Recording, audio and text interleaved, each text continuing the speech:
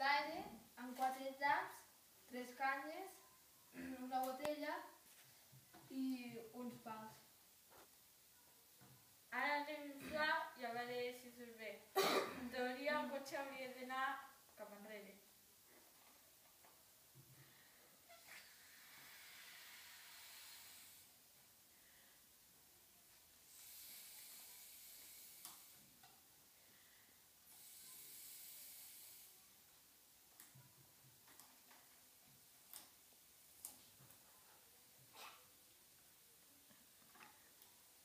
Bueno, una miqueta s'ha mogut. Per què creieu que el cotxe avanci al contrari per on surt l'aire?